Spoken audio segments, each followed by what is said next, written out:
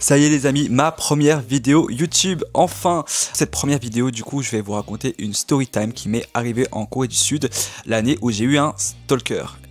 Pour contextualiser les amis, c'était en 2017, c'était mon premier voyage en Corée du Sud. Du coup avec mes amis on décide d'aller dans une boîte de nuit, s'éclater, danser, etc.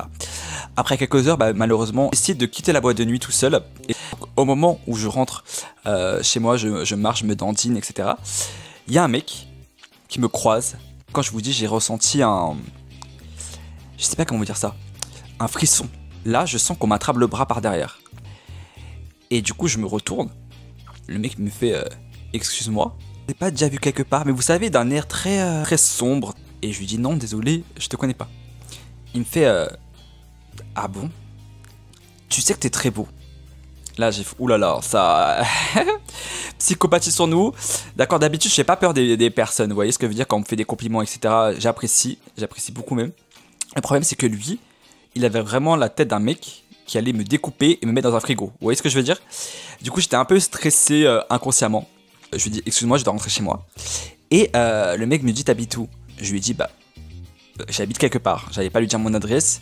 Et le problème, c'est que j'habitais vraiment à 5 minutes. Vous voyez ce que je veux dire? Donc, je me suis dit que s'il me suivait, qu'il allait retrouver chez moi et que je sais pas ce qu'il allait faire.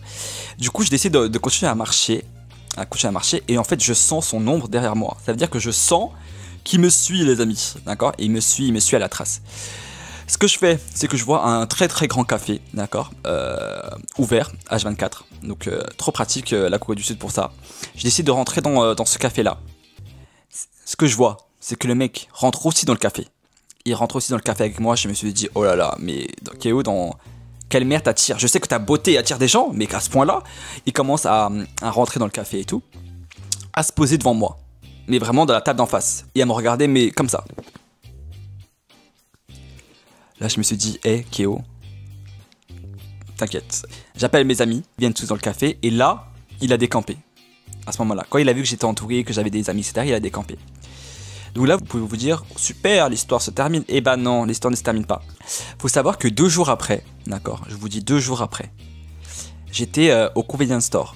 Ceux et celles qui ne savent pas ce que c'est un convenience store, ce sont des espèces, vous savez, d'épiceries où vous pouvez acheter plein de nourriture coréenne, etc. Vidéo là sur TikTok où vous voyez des gens boire des boissons bien chimiques avec des glaçons, c'est ça en fait. Vous voyez ce que je veux dire? Et en fait, du coup, quand j'étais au convenience store et je faisais mes petites courses, pareil, j'ai senti un regard sur moi. J'ai un don pour sentir les regards quand on me regarde. Et en fait, je regarde par la fenêtre, je le vois. Il était là, en pleine journée, en train de me regarder par la fenêtre, les amis. Ça relève de la folie. Je me suis dit, Kéo, ce que tu vas faire, tu vas rester calme, tu vas baisser la tête et tu vas t'enfuir. Donc, je suis sorti. Et en fait, j'ai tracé. Le problème, c'est que le mec, ce qu'il a fait, c'est qu'il s'est mis sur ma route. Et là, il me dit, ouais, il me pose la question, t'es gay? J'ai dit, mais c'est pas possible. Et je lui ai menti. J'ai dit, non, je suis pas gay du tout, en fait. Il me dit, ouais, non, mais arrête de mentir, tu mets du fond de teint. J'ai paniqué parce que j'habitais vraiment, là, du coup, là, derrière lui, en fait. Il y avait une rue derrière lui, il fallait juste la tourner, c'était chez moi. Donc là, comment faire pour qu'il ne sache pas où j'habite? Le problème, en plus, je me suis dit, attends, comment il a fait pour me retrouver là où j'étais, en fait? Ça veut dire que peut-être qu'il m'avait suivi, au final, après que j'ai quitté le café et qu'il a vu où j'habitais. Donc, j'ai pas trop compris comment il est arrivé en face de chez moi. Vous voyez ce que je veux dire ou pas? En gros, ce que j'ai fait, c'est que j'ai couru. Quand je vous dis, j'ai tracé, hein. À ce moment-là, j'étais vraiment extrêmement jeune, j'avais genre 19 ans, un truc comme ça. J'ai couru. J'ai dit, hé, c'est bon, on va pas se faire capiter par un fou aujourd'hui, d'accord? Donc, j'ai couru. Ce qui est vraiment fou, c'est que j'ai plus entendu parler de lui 2 ans après, d'accord, 2 ans après, en faisant du shopping à Myeongdong, l'une des plus grandes rues de Corée, d'accord, où vous avez plein de boutiques différentes, où il y a énormément de monde. En sortant d'un magasin, je le vois en face de moi. 2 ans après, dans un autre quartier carrément, il est encore venu me parler.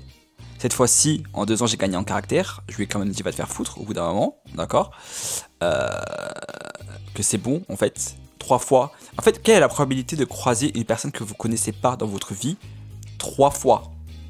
3 fois, dans la rue. Je me suis affirmé et après, je l'ai plus jamais revu. J'ai l'impression que pour ces gens, des personnes comme ça, il faut quand même s'affirmer et leur montrer que vous n'avez pas peur pour qu'ils vous lâchent la grappe. En tout cas, Storytime terminé les amis, j'espère que vous avez aimé la vidéo. Franchement, pour ma première vidéo YouTube, j'étais un peu stressé, mais là j'espère que vous avez quand même kiffé. N'hésitez pas à vous abonner à ma chaîne en cliquant sur le bouton s'abonner, à commenter, à me dire si vous avez déjà vécu la même chose ou pas. Et aussi, vous pouvez me suivre sur le compte Instagram KyoGolden. Franchement, si vous avez des petits messages comme ça à m'envoyer, je ferai un plaisir de vous répondre, ok? Donc je vous fais de très très gros bisous et à bientôt.